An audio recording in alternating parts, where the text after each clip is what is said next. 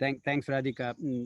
So, and thank you, Mr. Bandyopadhyay. So nice of you that you accepted our invitation for this evening for such an important topic and a hot topic, I would say, in what has transpired in the last maybe couple of years in the economy.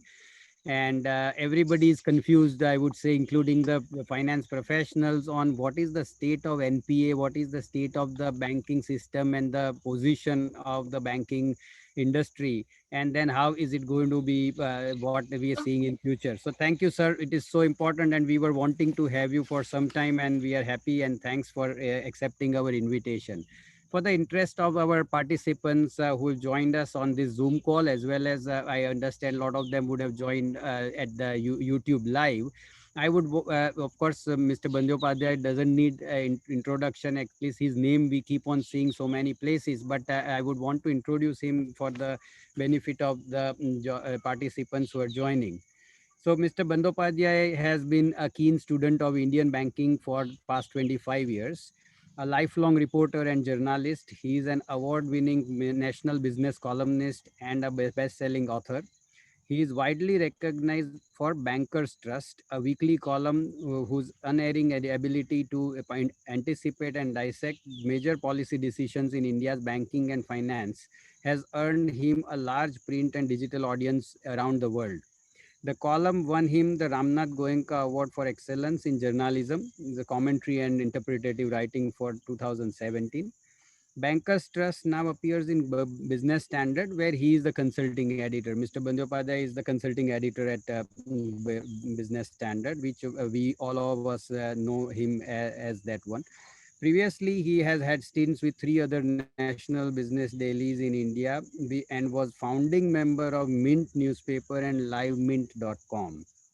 Mr. Bandyopadhyay has penned five other books over and above the great Indian banking tragedy, and which will be launched today in the webinar. So that's what we are all looking forward. And sir, fortunately, Mr. Nair sent me the book, and I could go through not the whole of it. It's a big book, and I was so happy and so engrossed when I was reading it in the live while working in the office. But yeah, so I am sure everybody wants to have a feel of the book, and then we will launch it.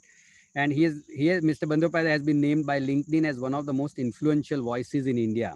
On the little bit about the book, and of course I will hand it over to Mr. Bandyopadhyay soon, is that there's absolute valuable insights, not only because of his insights, his research, his content that he's created, but also the valuable insights from the interviews that he has taken from the four former RBI governors. So that gives a huge flavor in terms of the Indian banking industry and how and what is happening. I would certainly call this a research material. Absolutely, for the researcher, sir, your book is going to be absolutely of great importance and value, which gives the industry challenges, industry insights in quite a depth. So, sir, again, once again, so many thanks for joining us today. And I can see a lot of people continuing to join, and I'm sure that there are a lot of them on YouTube. But I would not wasting a time any more time. I would want to hand it over to you, sir, for your presentation or for your communication with us, and to the participants. You can keep your questions ready. Once Mr. Bandyopadhyay give us the flavor of the book and flavor of the what he wants to communicate, we can have some questions also taken at the end of it. Thank you, sir. Over to you, sir, please. So before Yeah, Tamal sir goes ahead, we can have the book launch also, e-book launch for our Ah, audience also. yes, we need to do that. So first, we want to do the book launch, and then naturally, that's the purpose of the webinar as much as that. So Radhika, how do we do the big book launch? How do we want to take it? Just show up the books, both of you, sir. Ah, okay, Okay. excellent. So sir, Yeah. That is Okay. our new yeah, way of book launch now. Okay. Okay. Okay. Thank you. yes, sir. Yeah. This is. Yeah. So guys, I This is the I book. would suggest that this Yeah. wonderful and Thank yeah, you. sir. You want to say something about the book, sir? No, we'll start Yeah. after So in the maybe, of formal course, way. that is Then good. thank you. Sir is going to say a lot of things, but I would say that the guys who have written comments on the book are Among many of them, the Niti Aayog Vice Chairman, Mr. Uday Kotak, Mr. Deepak Parekh, the Chief Economic Advisor, Mr. Subramanian, and a host of them, SEBI Chairman, and so Mr. Nainan. So we can make out that what content and quality that Mr. Bandyopadhyay is giving us through this book. So thank you, sir. And one is thanks to his compliments and congratulations for giving this book for people at large to gain out of it. Thank you, sir, and over to you. Thank you. Thank you, Ahmedabad Management Association, for inviting me to talk on this book. Happy to be here. It's my pleasure. I'm starting with one, very sort of not so comforting piece of information is this: my broadband connection today is little disturbed. So I'm on an alternate channel. I'm talking. I would be talking. So in case there is any disturbance, I'm really sorry. My apology about this. It just suddenly it happened. So I've requested IMA technology team, if there is a bandwidth issue, they can even switch off my my video, but audio can be on so that we can continue. We have roughly about 54 minutes time because 7 o'clock will close. So I would like to talk, maybe not the 54 minutes, maybe 30-35 minutes odd, and be very happy to take any questions. Um, so this book is pretty,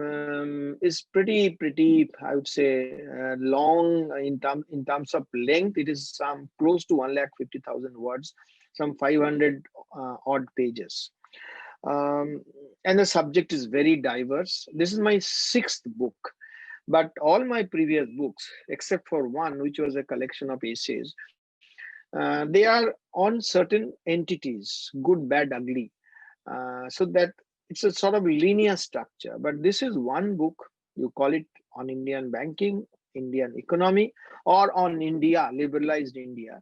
It has many strands. So it has been the most challenging task that I have ever undertaken as an author. There are ways of doing such a book. So one is this: I could delve deep into all the kind of data and research material, swim through them and all, and give lots of tables, charts, and try to explain things to you. That is a bit of academic exercise. Probably for the readers, unless you are an academician, is not very interesting. And as a writer, I'm not qualified to do, because I'm not an economist in that sense. Not by, at least not that doesn't have the background. The second way of doing would have been sitting in my chair, like in what I'm doing now in my study, and telling you that, look, this has gone wrong, this has gone right, this is the way it should be done, so on and so forth. But who will listen to me? I'm a journalist or author. I'm not a central banker. I'm not an economist. So I have avoided the second way also. The third way of doing, and which is probably in some sense the easiest, and some sense the most difficult one, is to tell a story. So I have chosen the way of telling a story. So if you read the book, you will not see at a very dense finance book and book of economics. You will find a story, and the stories have been told through commercial bankers, through central bankers, through rating agencies, through corporate and retail borrowers, through judiciary, through investigative agencies, through bureaucrat, government, other government departments, so on and so forth. So I am. They are not telling in the first person, but I am telling on behalf of them. So in some sense, it gives you a 360-degree point of view, 360-degree view of what has happened in, or what has happened in Indian financial sector, and on a larger part on India per se, since economic liberalization, and also a sort of what you call it, a fly on the wall account. All the things happened as if I am an eyewitness. Now, what was the provocation? Why did I get into this pandemonium, the great Indian banking tragedy? There was a technique. I mean, what do you call it? There was a takeoff point, or what? There's a provocation. Now, it was 15th October 2019, just about a year back, little over a year back. Our finance minister was speaking at a conference in America, Columbia University. And there she spoke on a sort of written speech on the India's dream of attaining a 5 trillion economy. And after the thing got over, there are many questions were asked to her. One particular gentleman asked, and he referred to a speech given by former RBI Governor Dr. Raghuram Rajan at Brown University. Referring to the speech, he asked our finance minister that Dr. Raghuram Rajan says that India right now has a too centralized government, and this is probably the reason why India has not been able to attain a kind of growth which it wants to at a persistent level. So our finance minister asked this gentleman to repeat the question, and that gentleman repeated the question. And then finance minister took her own time, and she said that I respect Dr. Rajan as an economist, as an RBI governor, but do you know, it is during the time when Dr. Rajan was RBI governor and Dr. Manmohan Singh was the prime minister, Indian banking system, I mean the Indian public sector banking system, has the worst time ever. So this person who is an Indian, but he lives in US, he called me real time. So midnight or sort of early morning, I got a call from him and saying that, look, this is what I heard. And since you write on banking, what is your take on that? Of course, I couldn't answer at that point of time. But I thought, let's explore. And the line in my mind was, who killed Indian banking? And that's how actually the book starts. So the first thing I did, I wrote to all RBI governors seeking interview with them, not email interview, that because that was not COVID days, actually interactive sessions, what you would call it. Now, four of them picked up they said yes to me, Dr. Rajan, Dr. Reddy, Dr. Subbarao, and Dr. Rangarajan. So one of the which your colleague also mentioned in the beginning, one of the I would say, very important segment of the book is this four governors' take on what has gone wrong or right on Indian economy, with Indian banking and finance, and what is the way forward. So a lot of critical questions have been asked, sort of no hold barred question, and mostly set off the same questions. Because my understanding or my curiosity was there, where is the root of this problem, of this NPA and the problem? Like, is it with Dr. Rangarajan in the 90s when he abolished development financial institutions, that IDBI and IFCI and ICICI, which are into project financing, and started Indian universal banking. But our bankers have never learned project financing that well. They're very good at working capital financing. Is it the root of the problem? So that's why Rangarajan is very critical. Rangarajan is very important.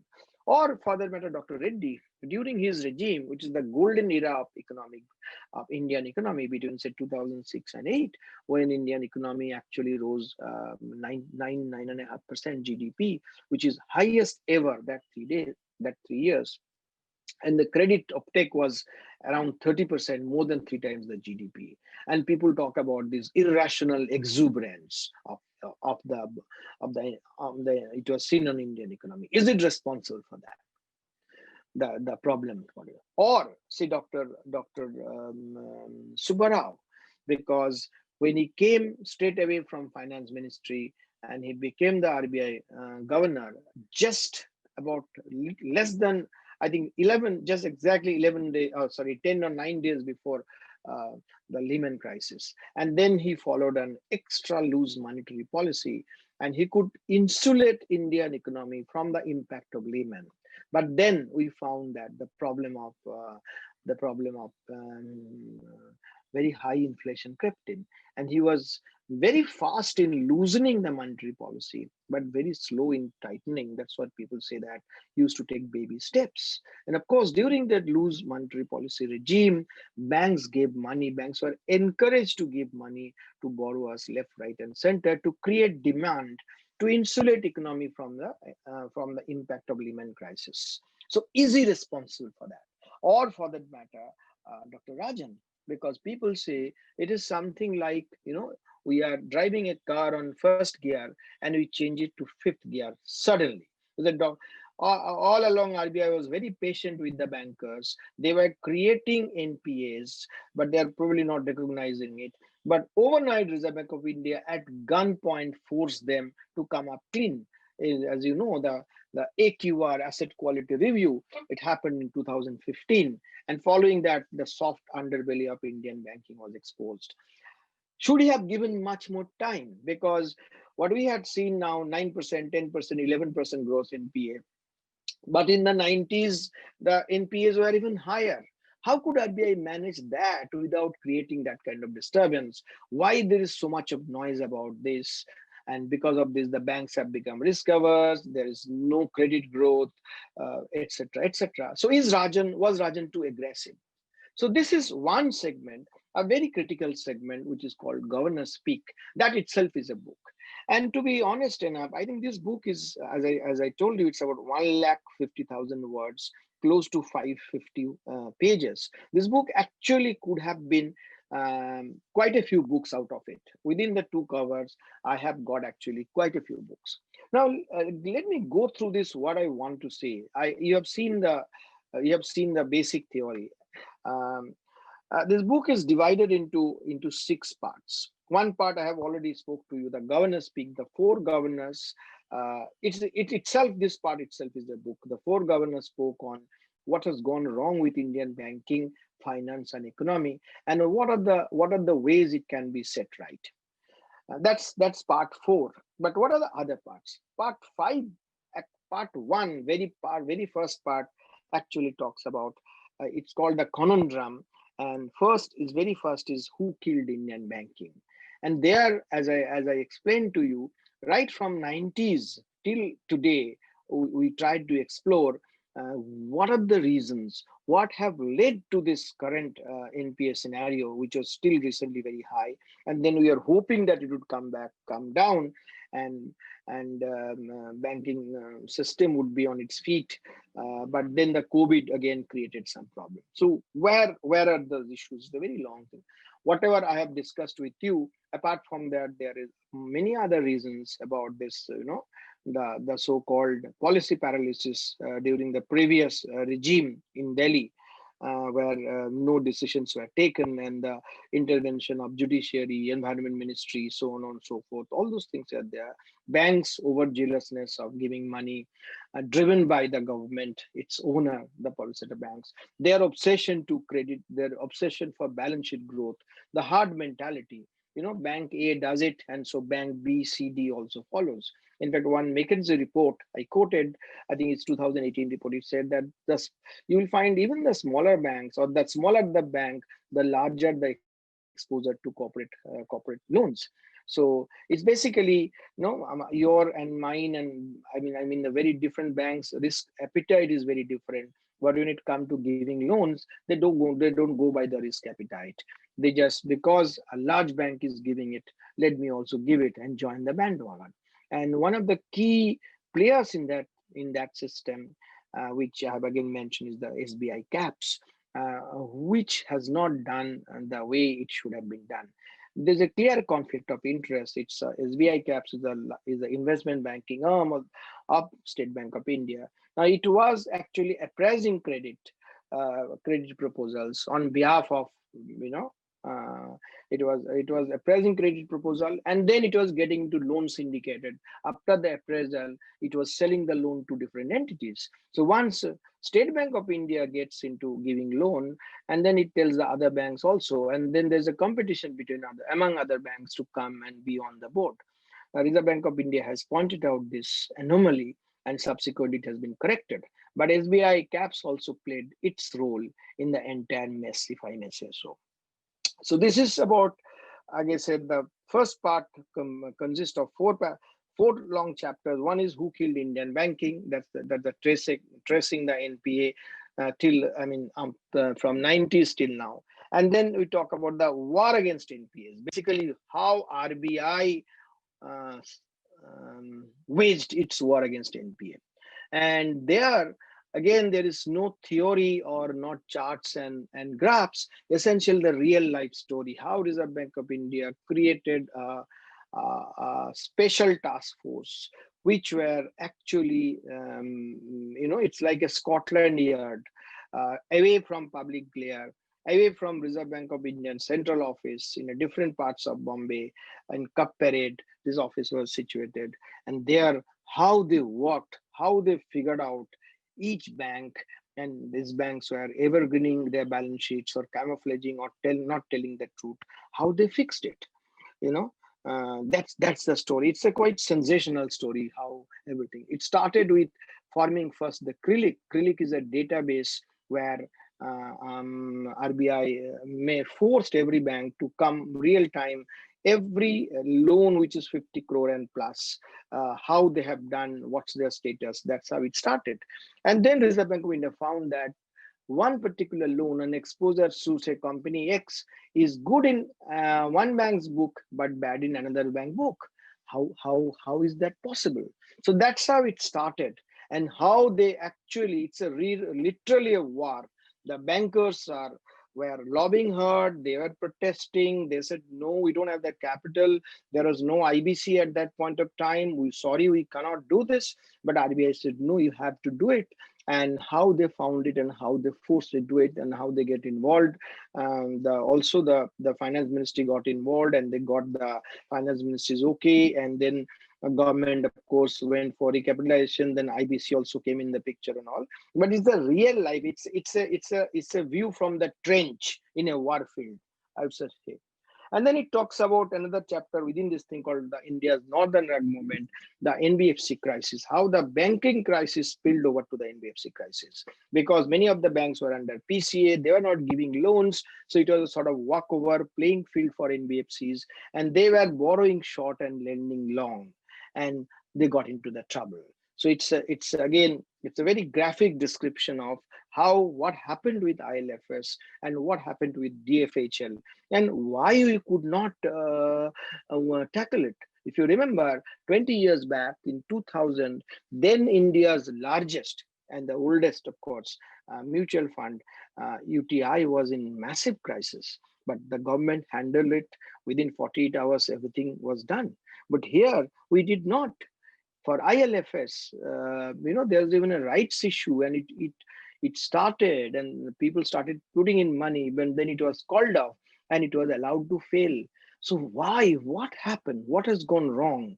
So this behind the story. It's one is, of course, how rotten was ILFS, how its management, the CEO, he all along behaved like a promoter and a rogue promoter, but worked out like a professional. And that's the story of what went wrong. But then why also we could not find a solution like what we did for UTI? So that's also I have raised that. So that's again itself could have been a book, as I said, the entire NBFC crisis. And finally, the last paragraph, last chapter in that particular segment, the part one, the conundrum, is who will rate the rater? How the rating agencies behaved. Wow. If you will see that whether it's ILFS or DFHL was all triple rated companies and taking your money and my money. And overnight from AAA, it came to the junk bond. So what's gone wrong with the rating agencies? It is just like, is it simply they are inefficient, they could not read it correctly, or there are more to it? So everything was there. So that's the part one is the conundrum. And second part talks about, it's called the heart of the matter. This is about public sector banking. What has gone wrong? And it has within that again, three chapters. I'm not getting into all the graphic description, but what has gone wrong? Dr. Reddy says that in a different context, but this actually it sums up in one line. It's the ownership of public sector banking. And it's not the ownership per se, that the government is the owner, that's the problem, but the way owner behaves. Banking is in India, public sector banking in India is a political or socio-political instrument. As I said, they were suffering from the Complan boy syndrome. There used to be in the 90s, when there's a Complan ad, one boy says, I'm a Complan boy, and then girl says, I'm a Complan girl, because they're taller than others. And the mummy comes, I'm a Complan mummy. So here everybody wants to become big. So I'm a complaint boy and complaint girl, and government is a complaint mummy. And you and me, the taxpayer, we keep on giving the money, because it's your money and my money get into the recapitalization. And through some say in some sense, we are subsidizing the defaulters, because somebody is defaulting and banks are getting into trouble, and to get them out of the trouble, they need capital, and this capital comes from the government, and this capital is your money and my money. And I also said that, whose money is it anyway? How this money has been given over a period of time, over 4.5 trillion money, over the last 3 decades. Now, there is no basis. On what basis the banks get the money year after year? There is absolutely no basis. What I figured out, and I graphically described that. Why? And had this money not been invested in these banks and gone into, if you put it in the bank nifty, what is the notional loss the government had done? And then finally, the consolidation. Is consolidation the panacea? Now, consolidation brings down the number of banks, but it doesn't bring down the government ownership. And the problem is with the government ownership. And this, again, going beyond theory, how this consolidation worked. I mean, how it started, like the story behind it. One CEO was in Goa at an offsite, and he gets a call that come to Delhi, and next day he was told that your bank will take over this another two banks, and that's how everything works. So they are the warriors kind of thing, these bankers. They were not even taken into confidence.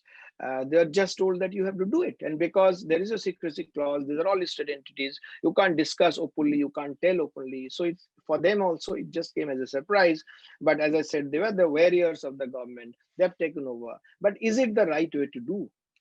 What else could have been done? So this is the part two. Part one, conundrum. Part two, heart of the matter. Part three is the most, I would say, the exciting part is everything you want to know but are afraid to ask. And this thing had 3 chapters. One is the F word in Indian banking, the fraud, how frauds happen. This Nirav Modi fraud and this Kingfisher fraud, how they happening. Again, the behind the scene story, whether the bankers are responsible or not, how it happened. And then the second chapter in this called fear psychosis, how the bankers have been treated by investigative agencies. Now, commercial decisions can go wrong, and if I'm a banker, if I am persistently taking wrong decision, then there must be something there, and I should be exposed to probe.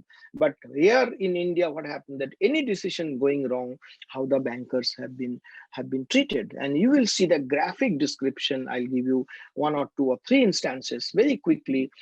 Bank of Maharashtra CEO had a meeting with finance ministry in Delhi the previous night, went back to Pune early morning on his bicycle. He was going to his yoga class. That day there was no yoga exercise, no breathing practices, etc. But one bhajana he listened to, which talks about mental strength to overcome everything. From there, he went to the local sabji market. He picked up some vegetables, etc. Came home, and then he found that police team were there. You are under arrest, and he was thrown into the police custody. That night, he had to spend the night with a hardcore criminal who was who was there for allegedly killing a builder. So that's what it happened to this Bank of Maharashtra CEO. He was an existing CEO. Now, former deputy managing director of IDBI came back from his morning walk in western suburb of Mumbai, Malad, and then he found that CBI people at his house. And then the raid was on till late evening. And then while the raid got over and they were just jotting down the ornaments, the bank deposits, lockers, etc., etc., and they casually told him, "Look, let's go to our office, which is at Bombay BKC, late evening." And then casually asked him, "Do you want to take your medicines?" He could not get the hint. He didn't take his medicine. He went there, and there he was told that you are under arrest. Next day, he was thrown into Arthur jail along with some of his colleagues there. And there, on the blackboard is written over there, what is your entitlement?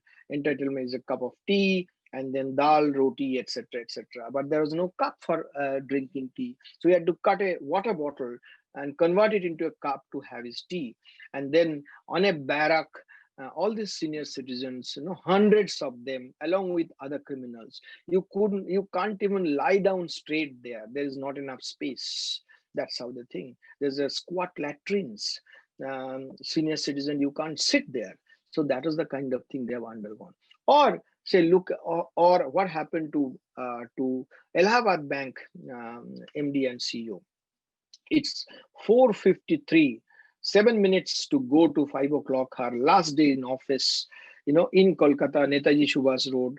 Farewell program was about to start. She was about to leave her cabin and go to the boardroom to attend the farewell and being, wished by her colleagues and all. Suddenly, a email comes from DFS, Department of Financial Supervision, and from Delhi DFS, and it says that you are sacked.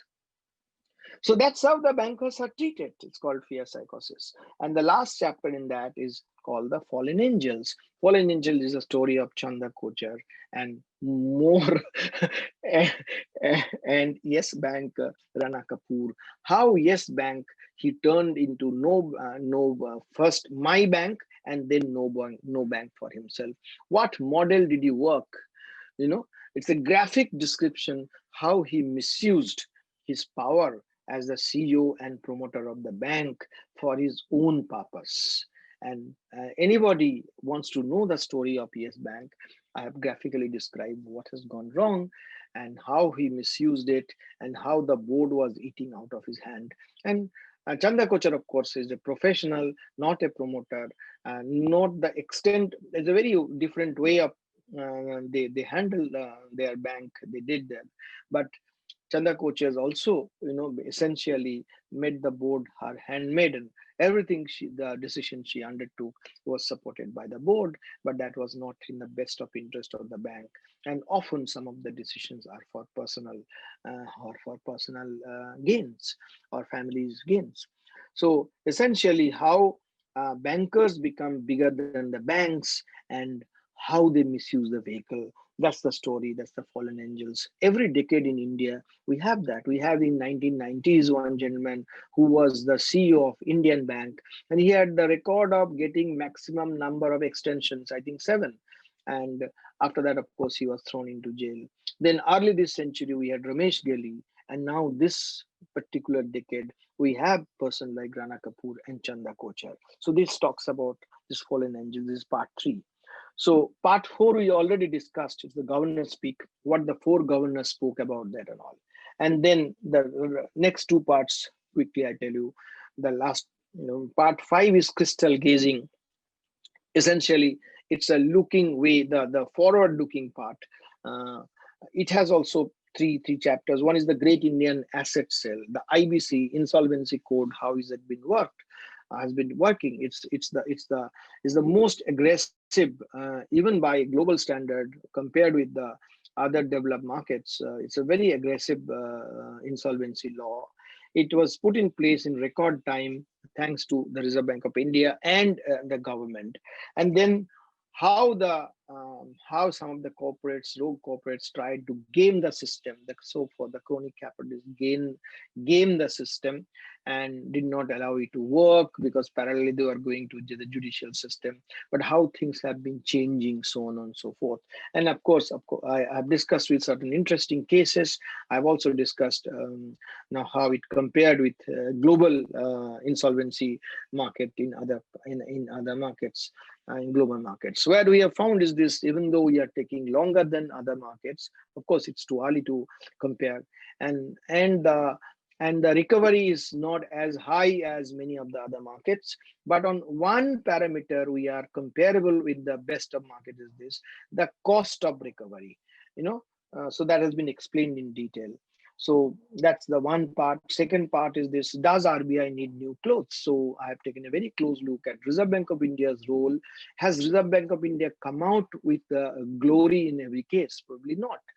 Between 2018 in 2018 and 2019, and early this year 2020, there were occasions when RBI had to come out with a statement release that the banking system is safe, your money is safe. This is something unprecedented.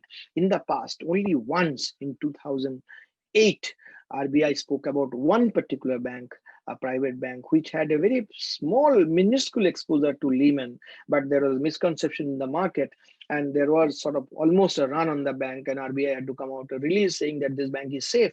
This bank doesn't have much exposure to Lehman, so on and so forth. But that's about one particular bank. But about the entire banking system, Reserve Bank of India repeatedly coming and saying that your money is safe, banking system is safe. It's something unprecedented. Is it something wrong? Can RBI do things in a different way? One of the reasons I found that Reserve Bank of India is lacking in supervision and inspection is this: it has changed the way they supervise banks. From camels rating, they have shifted to risk-based supervision, and as a result of that, the transaction testing has come down dramatically. So earlier, all the important branches of banks, the foreign exchange branches, and everything would have been on the spot, on-site testing. But after shifting to risk-based supervision, RBI stopped doing that, and that's probably one of the reasons why we find that even in the Nirav Modi case, in one particular foreign exchange branch, which is less than 100 meters away from RBI central office in Mumbai, Gokul Shetty, a very low-level officer, a manager, for over a period of time, he could defraud the bank for over $2 billion. So had there been transaction testing, probably Gokul Shetty would have been caught. It's a multi-level failure by the auditors, by the inspector, by the regulator, by the bank management. But at the end of the day, Reserve Bank of India also should take some responsibility. So I said that what are the, again, not as a sort of giving suggestions, but what I found that certain things were amiss, and I said that Reserve Bank of India probably needs to have new clothes. It can't just keep on washing its clothes and iron it. It does need new clothes. And finally, the way forward. The way forward is basically what do we look for? If you look at the Indian banking story, is a deadly cocktail of inefficiency in certain segments of banking system. There's a lack of capital, and as a result of that, credit misallocation, and you will find that large part of the banking systems have been just shifting the assets. You go to steel, from steel to infrastructure, roads, etc., from there to telecom, and everywhere you burn the fingers. And then we are coming to a situation where there is government and there is nobody else you can lend to because of quality of assets. Right now, as we speak, it's the government borrowing is, banks' exposure to government bonds is over 30%. So we are coming to a situation where banks are finding nobody to give money. So are we going the Japan way because of this continuous credit misallocation? If indeed that happens, then what is going to happen to Indian economy? Because as you know, banking and finance is the backbone. Unless you have the credit flow, and economy cannot grow. So what needs to be done? Do we need to privatize some of the public sector banks? Do we need more banks? How do you make public sector banks more efficient? So on and so forth. This is a sort of thing called way forward. And then finally, it's a very unique thing. I have one chapter, the last part, which is part 6. It's the charting the ills. If you don't have time, don't need to read this 500 plus pages, 1,50,000 word. You just go through 16 charts, and these 16 charts tell you what is wrong with Indian banking and financial system, and of course, what is their impact on economy. There are charts which are very simple chart, which isn't like where does India stand vis-a-vis G20 nations when it comes to bad loans. It's very close to Soviet Federation of Soviet Union, which is number 2, which is number 1, the highest or the worst market. So that's these are the very simple chart. or how the rating agencies behave, and suddenly from AAA it became D or junk bonds. These are, but there are many more interesting charts which you will find, which you normally don't get to see. Like I'll talk about not many, but only two. You will find that one chart talks about the stack of restructured loans and bad loans. Now you will find from this early this century, restructured loan stack is much higher than bad loans, and bad loan was of course a part of the restructured loan. Is bad loan 3%, then restructured loan 10%, which means this 10% restructured loan also include 3% bad loan. But then after this asset quality review of Reserve Bank of India in 2015, you will find that the bad loans are catching up with restructured loan. If restructured loan is 10%, bad loan is 7 or 8%. What does it mean?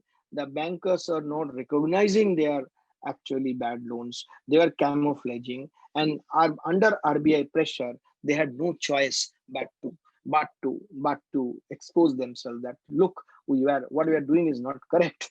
Actually, bad loan is far higher.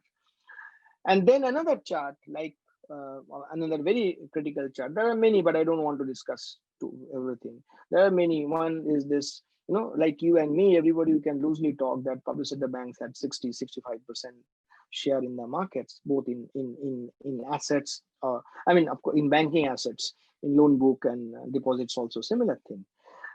Yes, that's correct. But if you look at the incremental, not the stock, incremental banking market, you will find that public sector banking share is less than 20%. So the last few years, for every 100 rupee of worth of loans given, actually more than 80 rupees are given by the private sector. And that about loan I can understand, but for the deposits, when you talk about public sector banks are actually proxy government sovereign, so we want our money to be safe. But for every 100 rupee what the banking system is taking, more than 80 rupees going for private banks because of technology, superior service, or etc. etc. So it is, you call it privatization by stealth or backdoor privatization. So even if we don't privatize the banks, etc., it's a question of time when public sector banks the share in the markets will fall much.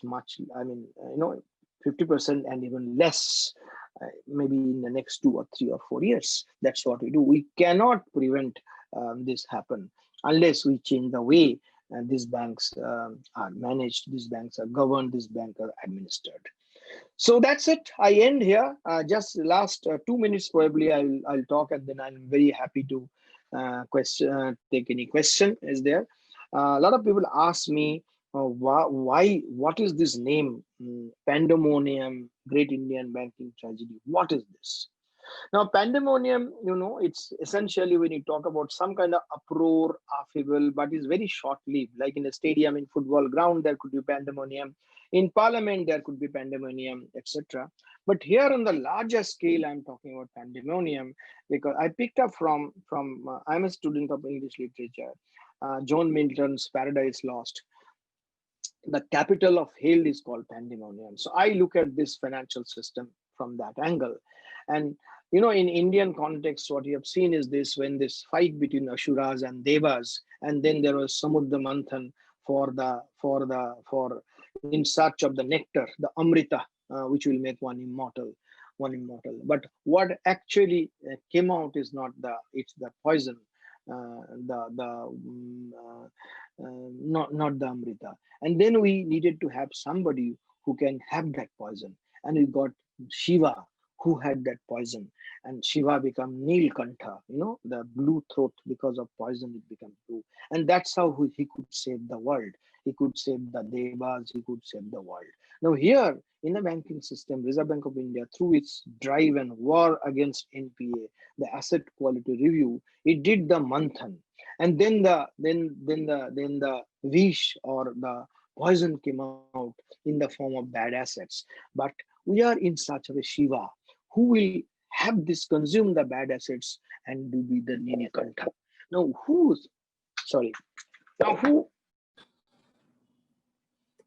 sorry, my earphone fails.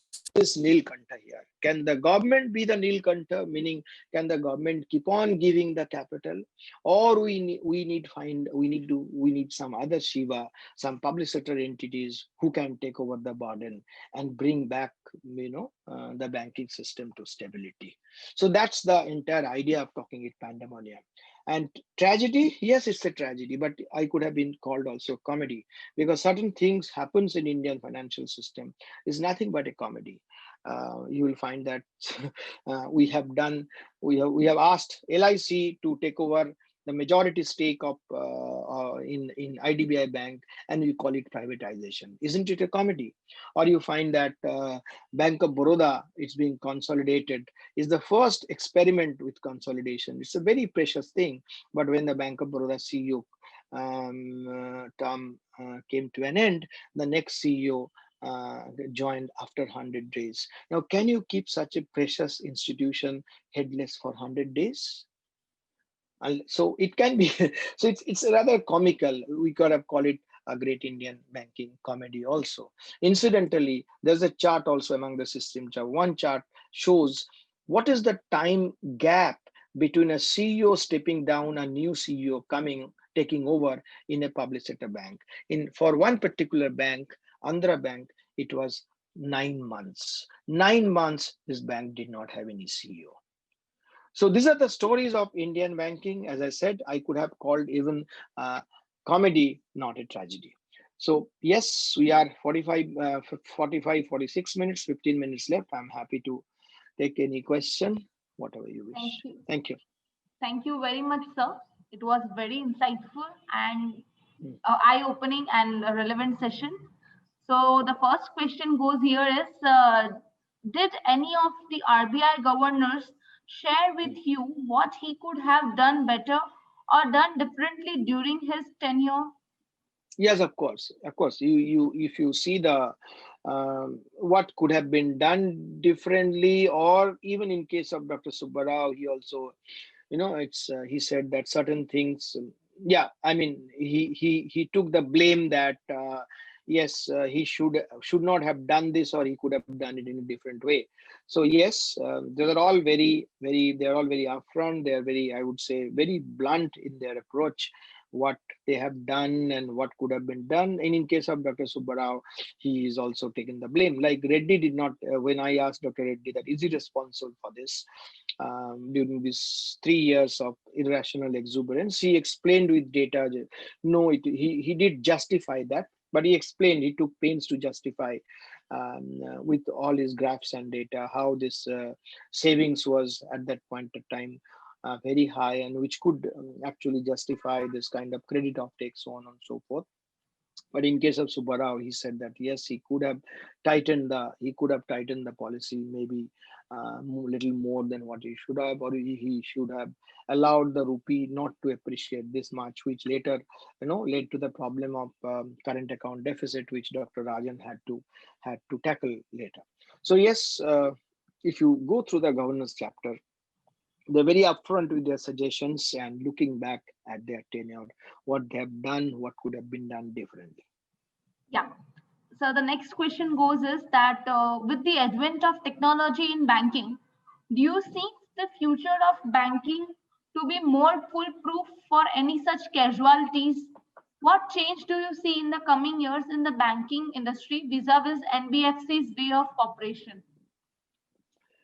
So there are one is quickly the technology cannot cannot if you are talking about foolproof in terms of fraud, no, technology cannot prevent fraud. In fact, the more you have, the more you embrace technology, you open up the opportunities for the fraudsters. So it's always one-upmanship. Always you have to be on your toes to combat and to prevent fraud.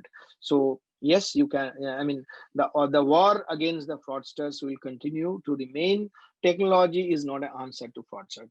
Technology makes our lives, the customers' lives better. We need to spend less time It gives us a lot of convenience, and it brings down the cost for the bank. And in some sense, the banks becomes a marketplace. Much more than banking, you can get a lot of other things also through banks and all. So technology will change. Technology will change the bank is doing, and particularly the payment space. India has been taking remarkable, showing remarkable progress. As we speak, from 14 December, if I'm not mistaken, 14 December at 12.30 hours, our entire retail payment system RTGS will become 24/7 by 365. Not too many countries in the world have this. So particularly in the payment space, we are taking giant strides, and India is doing a remarkable job. So technology is here to stay. Technology will change the way we bank. Technology will change the customer's life. The technology will change the banks way the banks work. Technology is bring down their cost, but that will not make banks prevent frauds. Banks have to remain alert, and that the fight against fraudsters is a continuous affair. The NBFCs and banks are very different ballgame, primarily for the reason NBFCs do not take public money. Banks are taking public money. So NBFCs that take money from banks and give that money. So they are, if you look at their reach and their products, they are doing in a very different way, and they are probably more technology savvy than many of the banks. But now Reserve Bank of India has said that those NBFCs which have a 10-year track record and 50,000 crore book, they may be allowed to get converted to banks. So right now, like the first name comes to my mind is Bajaj Finance, which has been doing a remarkable job and probably become eligible under this new licensing regime. As and when this is a Reserve Bank of India working group paper, as and when it becomes finalized and becomes RBI document, then we will see some of the NBFCs becoming bigger. But I have one point to make. Many of us say that look, NBFCs, they don't take public money. But actually they take bank money, which is also public money. So they're not taking directly the depositors' money. Some of them do, like DLFS used to do, like ILFS used to do, and DHFL used to do. But many of them don't do. Bajaj Finance does. Through the other route and all. But even if they don't do, ultimately it is your money and my money they take from the banks also. So NBFC business is very different. The way they approach business is very different once they become bank, because as you know that certain regulatory requirements like SLR and CRR and private sector lending, etc., NBFCs don't need to do. So in that sense, while they probably pay a little more money than the banks for, not probably, they pay more money than the banks to get access to money, the higher the cost for them, because they don't have the access to depositors. But then if you load these costs like SLR and CRR and private sector lending and the capital cost for opening branches and the regulatory cost, etc., it even out. So it all depends on particular entity, what it wants to do. Many of them feel that strongly they need to become bank, but some of them feel that no, they don't need to become bank. They can continue to remain as an NBFC. But as far as we are concerned, meaning you and me as a customers, I think we don't care about whether you are a bank or NBFC. As long as you give me service and you give me the loans at the right kind of price, we are happy. Yeah, Yep. so the next question is what is your view of corporates likely to getting the banking license in the near future? Will it reduce or aggravate the pandemonium? Yeah, that's a good question. It's been debatable. If you have noticed that Reserve Bank of India working paper has come up, and since then there's a series of, there's a huge debate in the media space and all. Most of them do not support this. They think that these corporates are responsible, because the crony capitalism is responsible for the banking mess. They took the banking system for a ride. They created bad loans, and how do you allow them to do? RBI governor in the last press conference post policy said it's an RBI, it's not an RBI paper, it's an Reserve Bank of India working group paper. So in some sense, he's distancing himself from it. We need to wait and watch. But talking about corporate entry, in the very first in 1994, if you see that Hindujas got the IndusInd Bank. Now, isn't Hindujas a corporate entity? or for that matter, Times Group had a bank. Isn't the Times Group a corporate entity? So we need to ask these questions. And then there is back and forth always. RBI in 2013 allowed corporates with some caveats. 2000 later they changed, no, will not. So RBI want to streamline the view, but I think the more important part is this: Reserve Bank of India also needs to be confident about his ability to inspect and supervise the banks. If Yes Bank could take the regulator for a ride for so long, will RBI in its present capacity be able to will be able to manage supervision of the corporates? So regulator has to be smarter than those banks. So it's a big challenge for RBI. I think we need to wait and watch. One of the ways of doing it probably to have a glide path. So don't allow the industrial houses to become a bank today. Maybe allow them to become NBFC, because NBFC, as I told you, not directly but indirectly taking public money, and maybe keep them under watch for a period of time. And if they come out with glory in terms of governance and the way they are managing, allow them to become a bank, this kind of glide path. So at this point of time, it's a very sensitive issue. I really don't have any inkling or any inside story to know. But if you ask me honestly, probably the time has not yet come.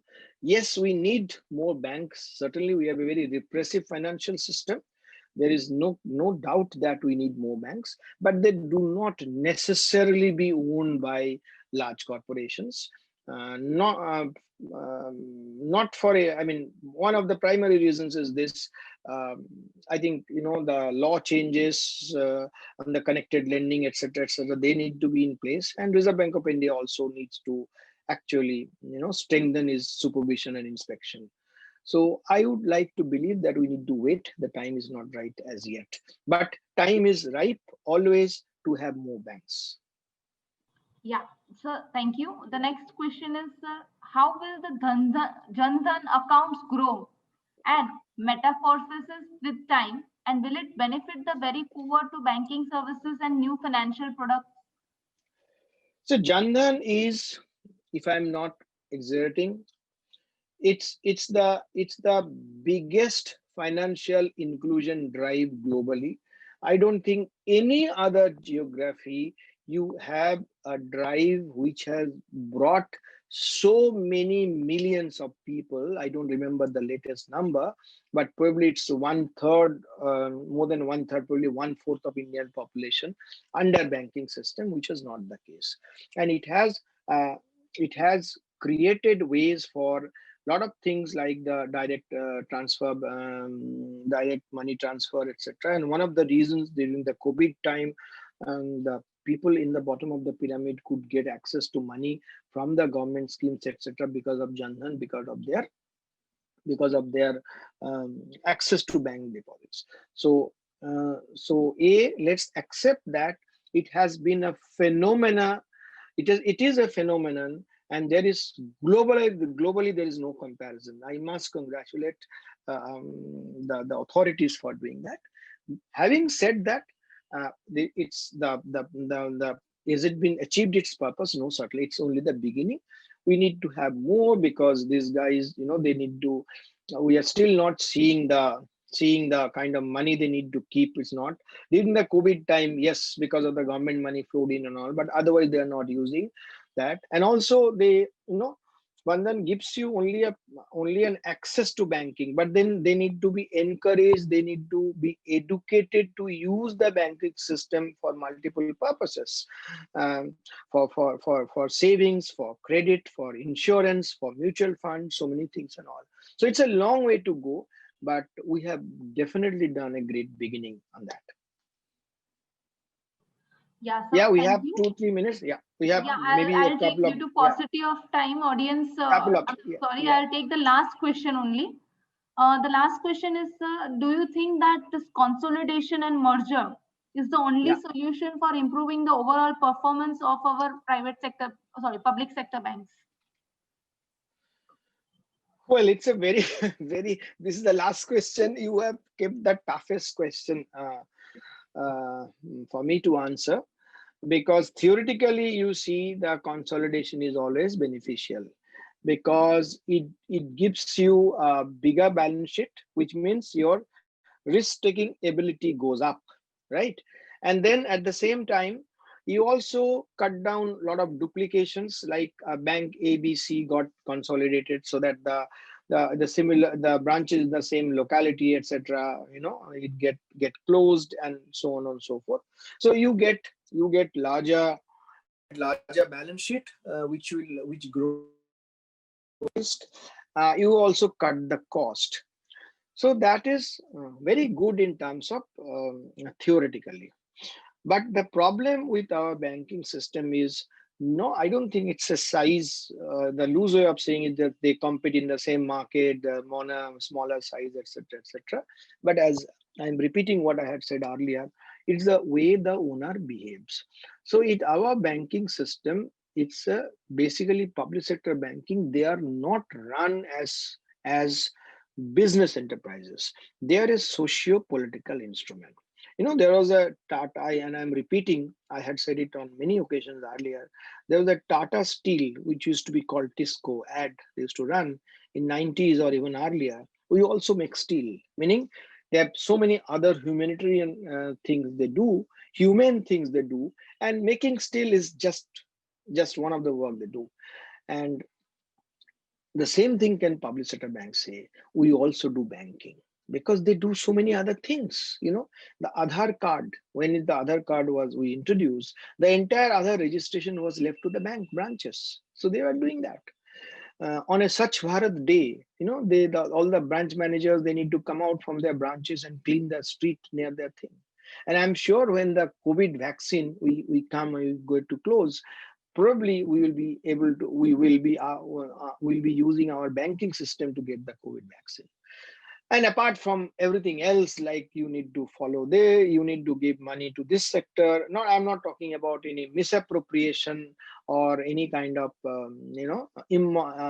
things which are not morally supported, but it's from the social point of view. You go there, you spend money there, you get into infrastructure, you get, even though they don't know it. So unless you change that, consolidation brings down the number of banks, but consolidation does not change the way the banks are managed. So the solution is, we have to change the way the banks are managed. They need to be, say, you can't, the bank is a very different entity than Air India. Air India, you can mismanage and allow it to go to hell, because people don't keep money with them, or with Air India. But in a bank, you can't do like this. So we need to use the banking system, manage the banking system in a different way than we do. And again, talking about consolidation, why did we leave Bank of Maharashtra in Pune, or say UCO Bank in Kolkata, or IOB in Chennai outside consolidation? Are they strong banks? Definitely not. So why? To keep some regional sentiment, or happy like that I have only, or our region has one locally headquartered bank. So I don't even know the logic behind consolidation. If they talk about it's a technology similarity or synergy, no, it's not. Even within the same technology, you will find that something is 2010, something is 2012, and something is 2015. There's a huge difference. It takes years to bring the 2007 or 2008 on a par to 2010 technology. So prima facie, these are all good because of technology synergy, because of higher risk taking ability, because of cutting down the duplication and cutting down the cost, so on and so forth. It's very good. But unless we change the way the banking system works, unless we treat them like a business enterprise and not as a socio-political instrument, I don't see any future for public sector banking. Thank you. Thank you very much, sir. You answered all the questions so patiently and so elaboratively, so everybody could understand the entire banking system. And I hope everybody got their satisfactory answers also. There are many questions popping up, but due to paucity of time, we are unable to take it. But I can surely email the questions to you maybe at your convenience, sir, you can send a reply to me so I can forward it to them. Yeah. And Definitely. Yeah. Yeah, sorry. Carry on. thank you, sir. And overall, the entire, you have like a crisp of the entire book you have mentioned in this 1 hour. That was a great thing. And I hope all the participants enjoyed the entire banking history and the tragedy and the comedy and the pandemonium, of course. Okay. Yeah. Thank you. I am Ahmedabad. Thank you for this opportunity. I am not here to market my book. It's doing very well. From day one, it's on Amazon #1.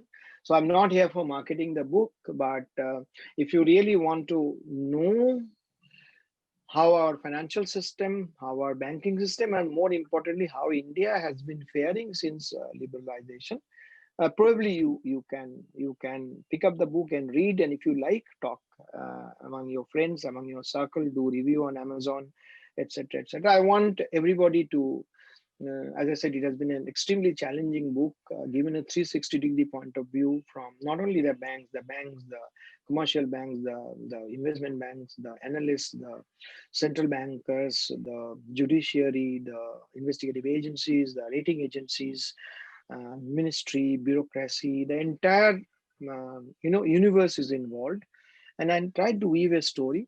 I'll be very happy if it makes sense to you, if it makes sense for the readers, and you get some kind of insight into what is our banking system, what needs to be done. Then I would think that my purpose will be served. Uh, Thank you. A very good evening and stay safe. Thank you. Thank you once again, sir. Thank you. And the book is available, as sir has mentioned, on Amazon. Even if the people who are living in Ahmedabad, they can have a copy from AMA Media Center also. We have kept few copies at our store also, so you can purchase it from there. And we'll love to hear you once again, sir, in near future, maybe. Yeah, Sure. and with a new again with a new book, sir. Thank you. Thank you. Thank Thank you. you very Thank you. much, sir. On Thank behalf you. of AMA, I would Thank you. thank Tamal, sir, and all the audience. Good night, sir. Thank Stay you. Good safe. night. Stay safe. Bye. Yeah. Bye. Thank you, audience. Thank you all, everybody, for hearing it out, and looking forward to your participation in our future webinars too. Stay safe. Good night. See you. Bye.